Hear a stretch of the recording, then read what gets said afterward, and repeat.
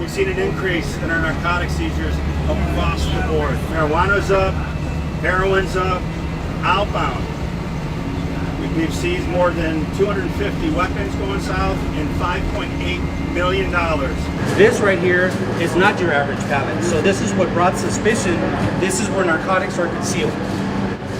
It was a floor load and it contained fentanyl and cocaine. We're now at a port of entry where trucks are being screened.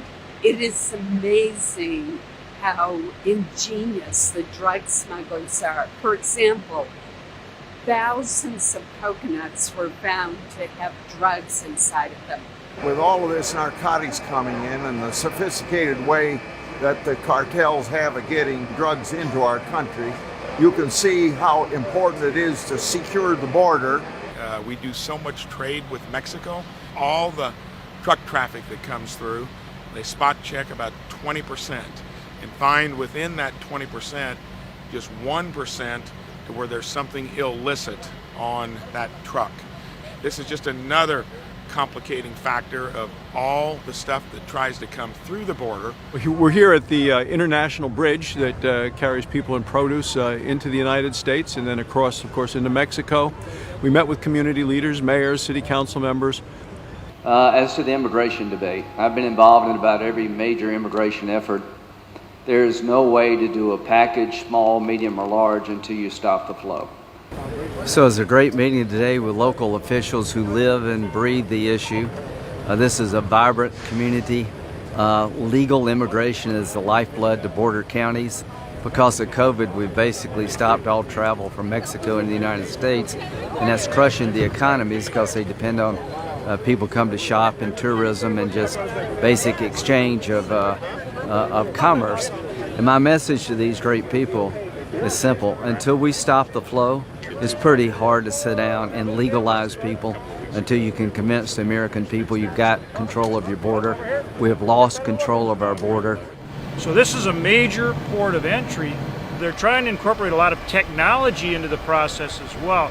And that's when we talk about border security, it's really an important part of it. I think we also heard from the elected officials today from the city of Pharr, Mission, McAllen, that they're hurting down here. The Biden administration has eliminated travel across the border for COVID restrictions, but he's lifted those restrictions for illegal immigration. The Biden administration needs to realize they've made a mistake. They're responsible for this crisis, and we all need to work together to fix it. Now, back in 2006 is when the Secure Fence Act passed, which all of you know, it gave us 55 miles here in RGV sector. Now, just with that 55 miles alone, we saw an immediate impact. Unfortunately, this area, even though it looks complete, it's not complete.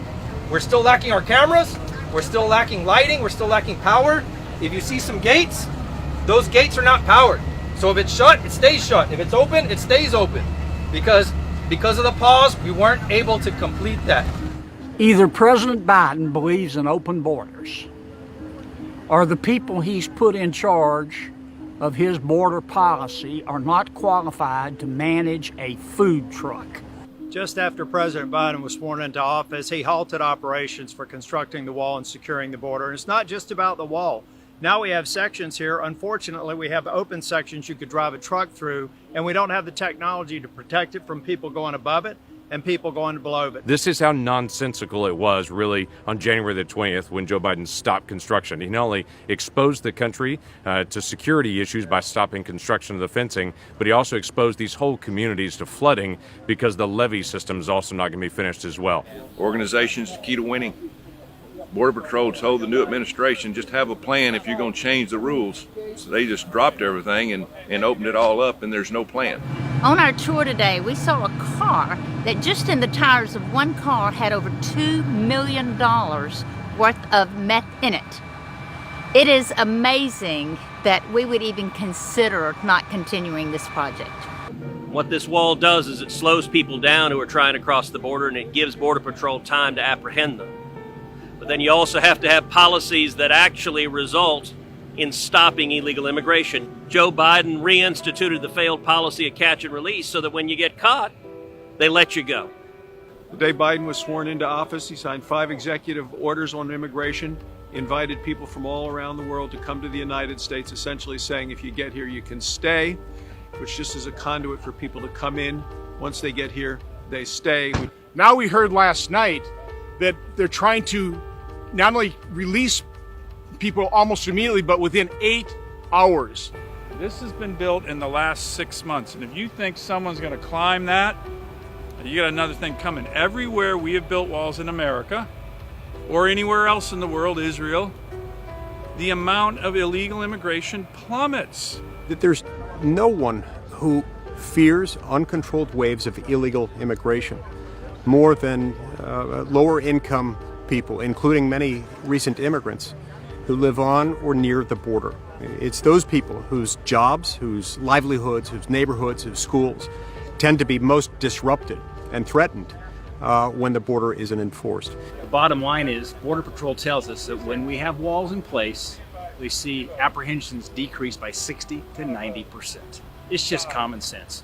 When Border Patrol can focus then on drug interdiction and catching the really, really bad guys, it helps reduce crime. Walls work, fences work, wherever you try them, we have to finish this wall here. The border wall is not political. That's what I tell everybody. It's not political. It's been made political, but it's not political. That's Border Patrol's requirement.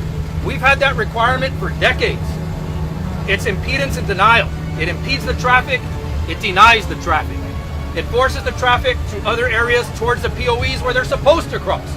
Our communities along the border facilities are being swamped. It's a humanitarian crisis. It's a public safety crisis. It needs to be addressed. But one of the things that will help address it is to finish the construction of the border wall. It is an essential element of our border security strategy, and it needs to get done.